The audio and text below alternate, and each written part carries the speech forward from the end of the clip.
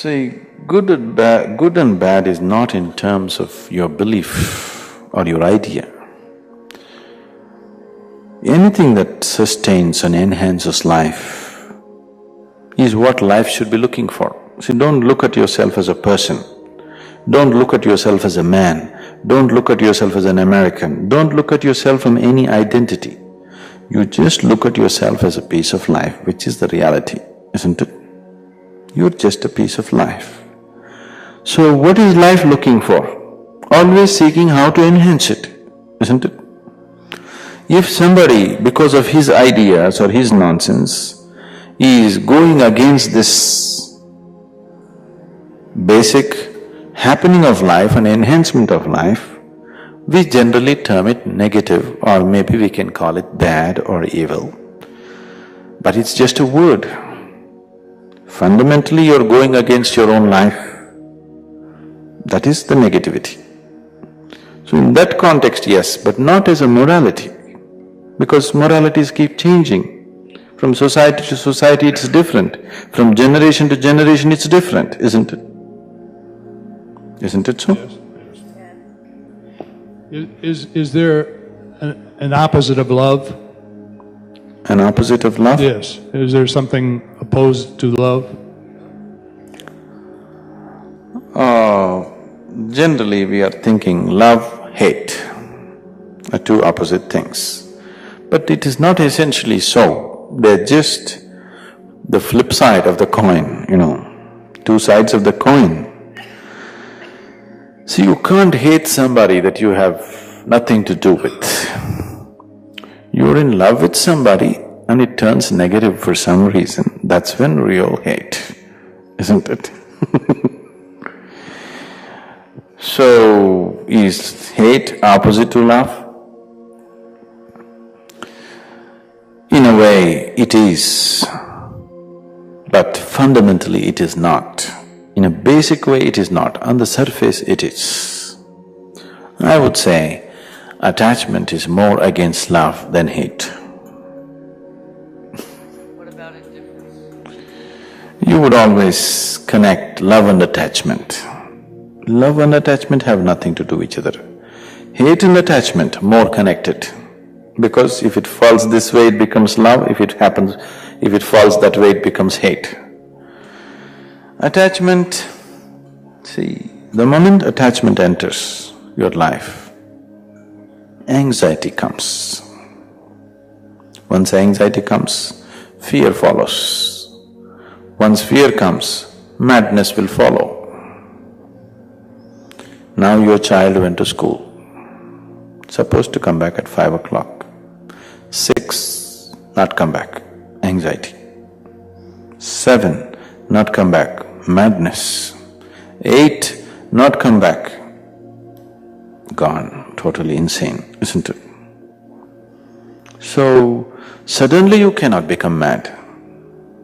It is just that it's always there, it just needs a situation to expose you, that's all. It needs a little extreme situation to expose you, it's always there with you. The moment you enter the attachment, you have entered into madness. But right now you're always thinking love and attachment. The nature of love, if we want to use an analogy, love is like a flower, If you hold it in your hand, you have to walk carefully. You can't do like this, it'll just fall apart in your hands. You have to walk carefully with it. But attachment is not like that, it is concretized. It is like a plastic flower. Plastic is never flower. You may make it look like that, you may spray perfumes on it, but it's not flower. Flower is that which flowers, isn't it? Plastic is not flower. So if you keep flowers in your house, you have to watch it 10 times a day. It's a nuisance actually, but it's life. If you buy plastic flowers, 5 years guarantee. You don't have to look at it, it's always there. If your children are being very naughty, you can pull it out of the vase and whack them with it. Guests are coming, you can put it back. It just serves all purposes, multi-purpose, it's guaranteed, it's convenient, it's cheaper, in every way it makes sense. But it's not life. That's the big difference. That is the phenomenal difference, isn't it? It's everything, but it's not life. Right now, that's what is happening to your logical minds. In the name of your ideas, in the name of your principles, in the name of your moralities, in the name of your belief systems, you have everything. But life is not enhanced, life is hugely reduced. Everything else is there. What is the point? This whole thing is about life, isn't it? Yes? This is not about your car, this is not about your bloody bank balance, this is not about your wife or your children or anything, this is about life, isn't it? All these damn things you brought into your life to enhance your life, isn't it so? Yes? Your relationships, your money, your property, your conveniences, your gadgets, you brought it into your life to enhance your life. They are of no consequence by themselves. So, when you go logically, after some time you forget that it's about life. All the other things you will have. You will have all the frills, no skirt. That's a bad way to dress, isn't it? The question of whether good or evil exists in a long-standing philosophical and moral debate without a simple answer. So here are some general key perspectives on this complex issue. This view holds that there are objective moral facts and truths that exist independently of what any individual or culture believes. From this perspective, good and evil are real and can be discovered through reason, intuition, or divine revelation. Proponents urge that without objective moral standards, we have no basis for condemning atrocities or promoting ethical behavior.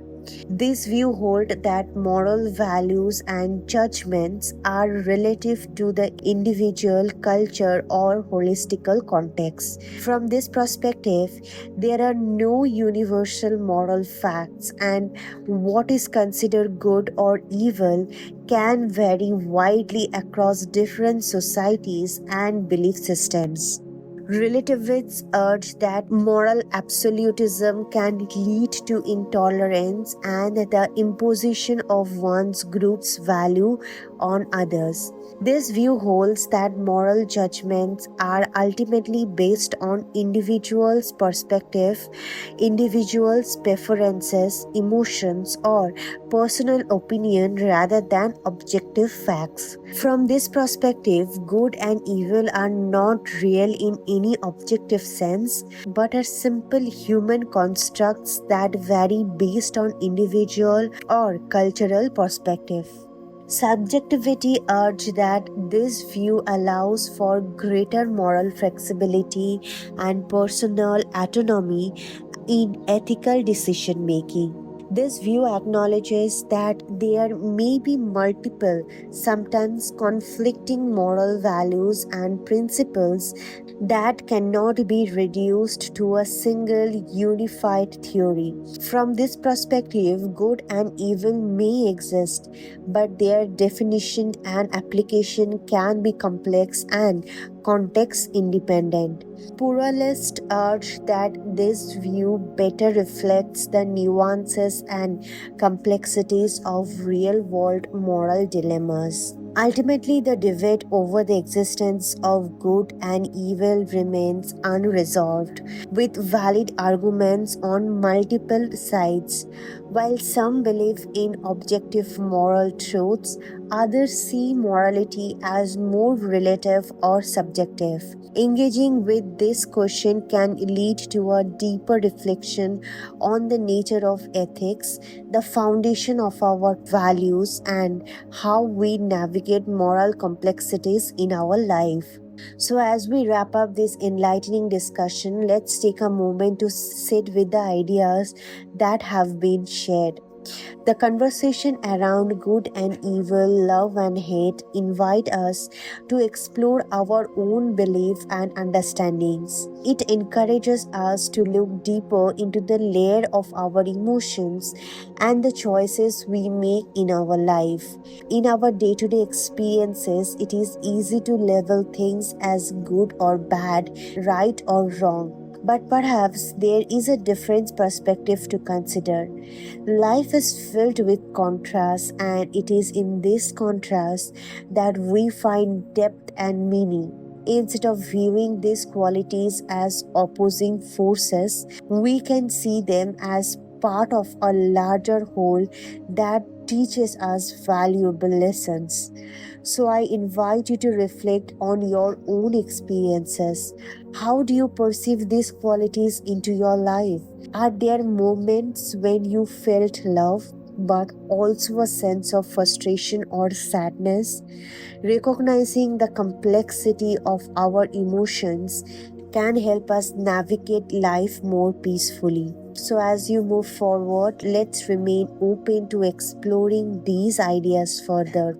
Each thought, each feeling, and each experience can lead us to greater understanding and growth.